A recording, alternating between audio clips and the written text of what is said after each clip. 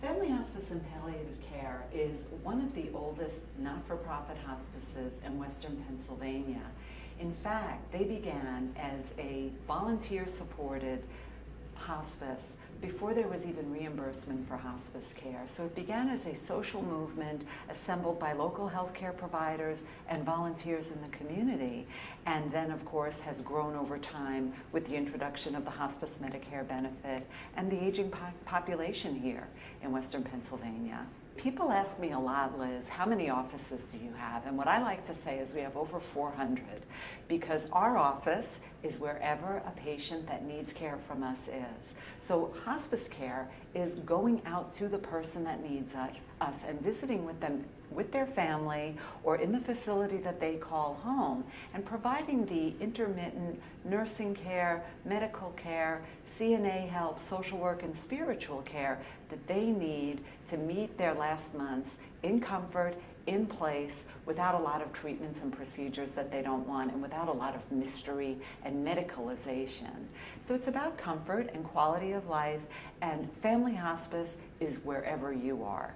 In addition to that, we have 2 inpatient units, one in Lawrenceville and one here in Mount Lebanon.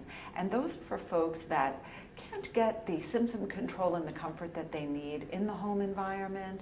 And so we'll allow them to spend time in our beautiful facilities, funded by donors. That's why they look so beautiful, and get those symptoms under control in an environment that feels very much like home, or very much like a really nice bed and breakfast. And we do get raves about the magic that happens in our inpatient centers. The biggest strength of Family Hospice as an organization is our staff. The people at the bedside, and people like myself and like you that are behind the scenes, are doing this because it's a calling, and are doing this because they know that every day we all walk on sacred ground. And that level of commitment to our mission isn't something that can be duplicated by just hiring anybody. So we listen carefully for the clinical skill, but we also listen carefully for the hospice heart when we interview people to come on board. So our biggest strength is the staff, because they are family hospice. In addition to that, we have a very high bar for the clinical skill. All of our physicians are hospice and palliative care board certified. We have a very close relationship with the Palliative Supportive Institute through the University of Pittsburgh Medical Center. They are internationally known for good outcomes for people facing chronic illness or terminal illness. Hospice, again, began in this nation and here at Family Hospice as a grassroots effort, very much intuitively based. And over time, particularly in the past 10 years, Liz, there's been a proliferation of for-profit hospices entering the industry, and included with that growth has been some players that maybe weren't as mission-based, maybe more profit-based. And there has been nationally investigation into whether or not the quality and the appropriate approach to end-of-life care is taking place. So with that, healthcare reform has demanded of hospices that we submit to Medicare our outcomes for things like pain control, the patient and family's experience of hospice, whether or not people were treated with respect, control of symptoms like nausea or shortness of breath. And those are going to be submitted to Medicare, and very soon, probably within a year or 2, available online, so that the consumer, who may not know one hospice from the other because it's not something you look at every day, the consumer can go online and look at which hospices score the best in the outcomes that matter most to them. And Family Hospice has always paid attention to this, and we are, of course, now happy that that's going to be public information and available to everybody. So healthcare reform has brought about an increased focus on quality, and also an increased focus on continuum, which is the idea that people do not blindly try to figure out who the best provider is from the moment of birth until the moment of death. It's going to be important that the care be aligned and that there be communication between providers so that the experience for the patient and family is as positive as possible. Family hospice would not be what it is today without the support of our generous community. The ability to have an inpatient unit, 2 inpatient units, that are as beautiful and as comfortable and welcoming to patients and families, that is not something that can be paid for without the support of our donors. The other thing is that bereavement care, which includes grief support for children, grief support for the community, which we open to anybody. We don't restrict that to our hospice families.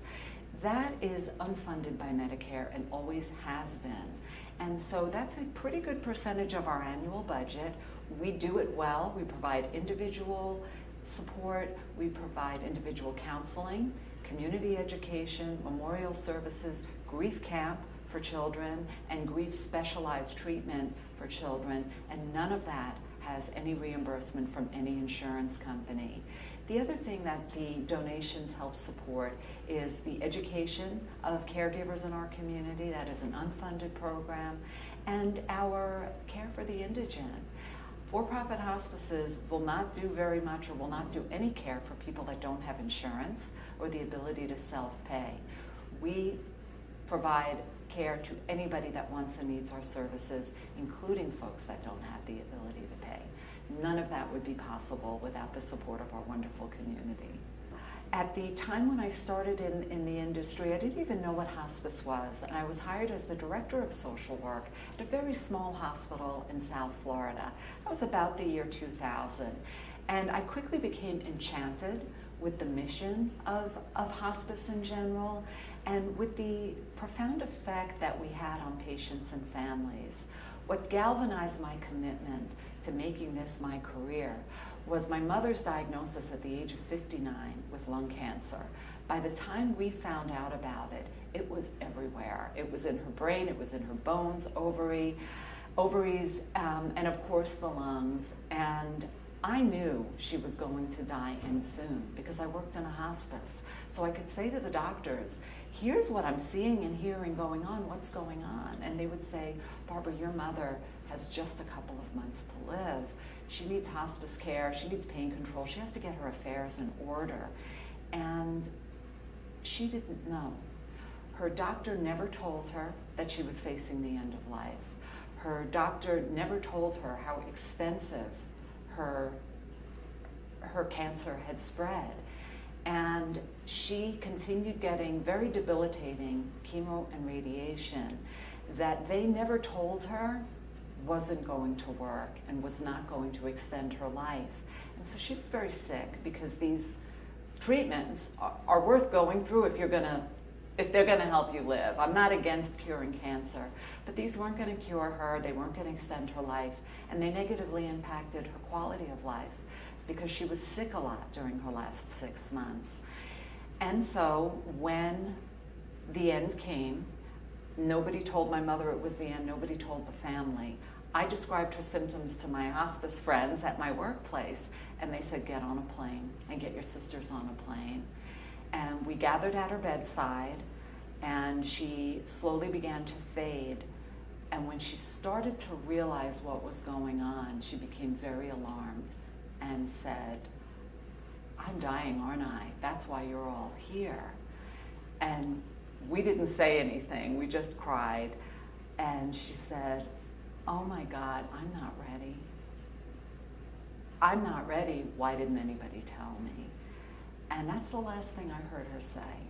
And she died in a hospital, connected to some machines that weren't helping her. And not all of us were there at the moment of death because we weren't allowed to sleep over. And that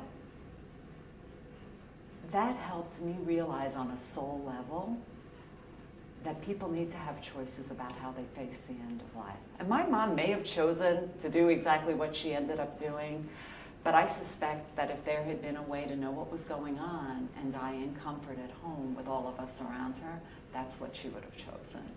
And so that was in 2003. And for me, there's been no other path ever since. When it came time in my career to serve as a CEO, I knew for sure that I wanted to serve as CEO of a community hospice in an area where the community cared about one another and supported their hospice. And so when I put my name out there to the people that find jobs for CEOs, I had a lot of options. And I had a lot of options in places that are, when I say a lot, I'll say about 5. It's not like hundreds of people wanted me to come. But I had options in places that had warmer weather than Pittsburgh, and maybe a sexier image than Pittsburgh. And I flew to Pittsburgh because my husband's family is from this area, and because the internet said it was one of the 10 most livable cities. But the reason that I chose this place is the people I met while I was in the interview process. And I snuck into offices while I was waiting for my official interviews and chatted with people. I chatted with the people that provide food service for our patients. I chatted with some of the nurses. And I just felt the vibration here, which was one of love and commitment and a desire to navigate the waters of healthcare reform and come out okay on the other end. And after I spent my time here on the first round of interviews, that was it for me. I knew that I'd be living in Pittsburgh one day. And 14 months later, best decision I ever made in my life. I would like to say that all of us meet the end of life eventually. And for many of us, that's a process that takes weeks or months rather than a sudden event like a car accident. And I would love to see end of life for everybody be something that's comfortable, be something that isn't frightening, be something that doesn't have a sense of mystery and powerlessness to it, something that's informed, supportive, and entirely comfortable. And for me, that's what hospice and palliative care does. And I wish everybody knew that this was a choice that they had. My role with Family Hospice and Palliative Care is an RN admissions nurse, which gives me the opportunity to be the first face that my patients and their families get to meet, so that we can pull together the interdisciplinary team and come up with the best plan of care. Some of the first questions that my families ask are, how does the program work? Are there any charges that I'm going to inquire? How often are you going to be here for us? Who is involved in my significant other or parent's care? And what's the plan of action going to be? The patients that I typically see are usually very ill. Sometimes there are different walks of their illness. Sometimes we catch them early on, sometimes it's late on and we don't get much time. But they all have a life-limiting diagnosis and typically do not have much time left. The types of patients that I admit into our hospice program are those that have a life-limiting diagnosis that no longer want to seek treatment. There's a variety of different types of diagnoses which involve cardiac, respiratory, neurological, and cancer patients. We see patients wherever they call home. It can be at that time a hospital, a nursing facility, independent living, or their family or their home. We see a diverse population which can include all ages, religious beliefs, and economical status. I go into the city, I've been out and on people's farms, I go everywhere. I chose hospice because of the satisfaction I get caring for my patients and their families that are dealing with a difficult time with a life-limiting diagnosis. I came to Family Hospice and Palliative Care because of their standards that they have set that is leading the way in high quality, compassionate comfort care for patients with life-limiting diagnosis. If you are somebody that is considering to come and work for Family Hospice and Palliative Care, if you're looking for somewhere that you're going to feel complete satisfaction every day, that you can have the diversity of going out in the population and showing those individuals that have a life-limiting diagnosis, that there is hope and that there's so much that you can offer them and do for them every single day, then I say this is where you need to be. Family Hospice and Palliative Care provides a great deal of support to families. and loved ones of our patients. It's not only limited to the family, but also to friends of family members as well. And basically, what we provide is individual grief counseling for up to a 13-month period, and that's free of charge to the families and loved ones who had utilized our services. We also offer a great deal of community outreach, including children's bereavement camps and also teen bereavement camps as well. We offer those typically in the summer once per year. We also offer adult support groups, and those are open to the community, and those are also free of charge. We offer a 6-week educational support group, and we also offer ongoing monthly support groups as well, and again, those are for adults. Grief is extremely universal, but also unique. And the reason being is grief, there's really no timeline for grief. Grief is different for everybody. That's important to remember. I think in our society, we forget that. We think somebody should feel better at a certain marker, say 6 months, 1 year, some magical number. And the reason why it is so different is because of the bond that you have with that particular person. So if you have a very close bond with somebody, it might take you longer to grieve, longer to heal than somebody who you were an acquaintance with, who you didn't see every day, you didn't share every intimate detail with your life. It's important to remember that there are many common grief reactions, and with common grief reactions, those are really unknown to many people. That's typically why people make an appointment to see me, because they do not understand that what they're going through physically, emotionally, and spiritually, that is actually a grief reaction. They might mistake it for something else. It's also important to remember that there's healthy ways of coping with grief and non-healthy ways of coping with grief. And that's really what we focus on in counseling, is the healthy ways to cope instead of the non-healthy ways. But there's really no right or wrong way to grieve. That's important for people to remember. It's how you cope with the grief. Grief is universal in the sense that everybody experiences grief. Anywhere from young infants grieve all the way to people who are over 100 years old. So it's important to remember that that is a part of the natural human being in our psyche, is that we all grieve. We offer a lot of community support. I think that's important for the public to know. And our bereavement support, whether it's support groups or children or teen camps, is free to the community. You do not have to use family hospice, and palliative care services in order to utilize the camps or the groups. Our 6-week bereavement support, that is a specific educational program, and we have an actual educational packet that we provide to all of the participants in the group. The people who facilitate the groups are trained volunteers. Typically, they're retired professionals from the field. So we're very blessed, very lucky to have people who are able to provide such a great deal of care.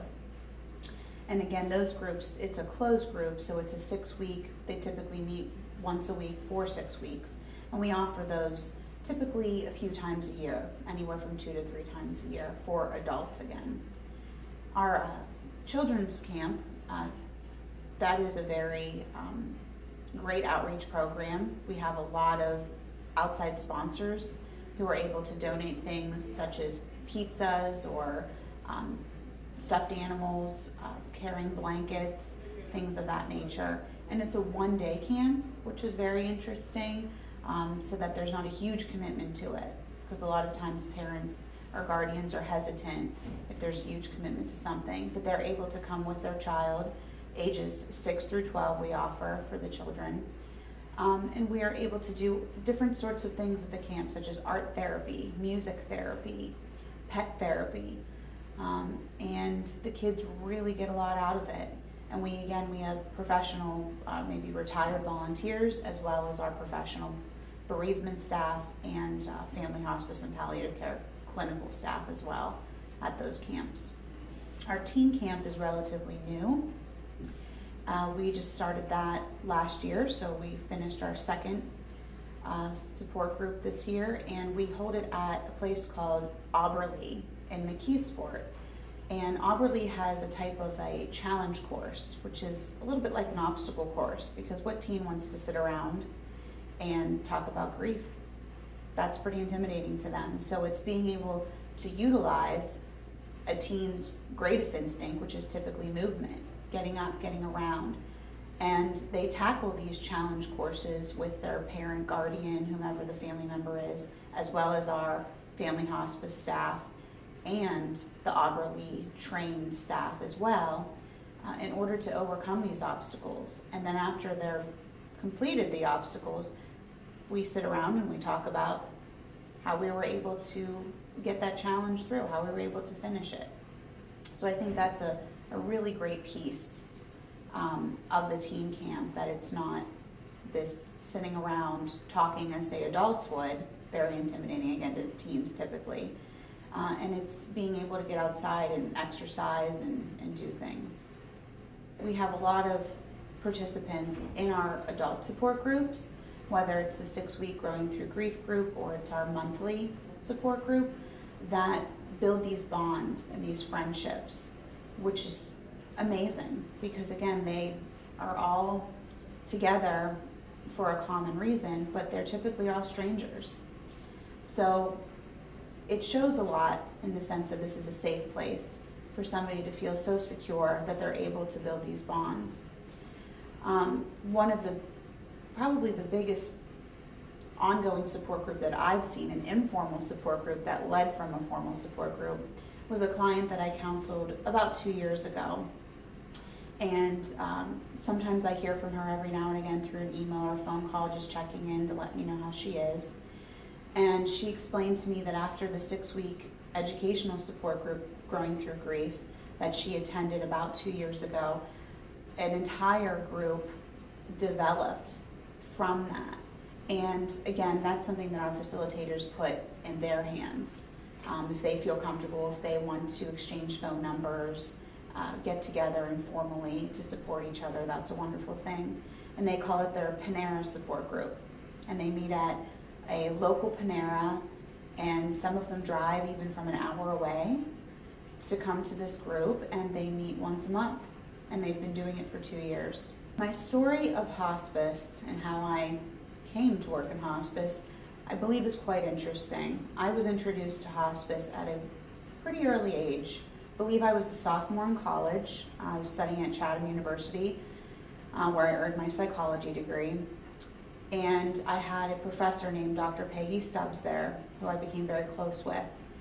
And I knew I wanted to go into some sort of geriatric field, but I was interested in keeping a spectrum open in case I did want to work with teens or children or middle-aged adults.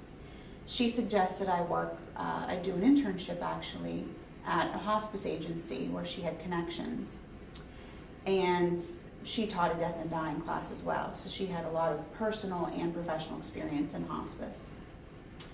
I completed an internship there for an entire summer, and I developed their 11th hour vigil volunteer program there with their volunteer coordinator. And I found that work to be so helpful. And again, I really wasn't sure what I was going to do with my bachelor's in psychology. If I was going to go to medical school, that was something I was playing with and taking all of my science classes to do just in case, or if I wanted to go into some sort of counseling field. So, kind of a long story short, I ended up getting my master's in social work at Pitt, and there I had noticed I had a lot of friends who had done some internships at hospice. I didn't have that opportunity, but I was missing it.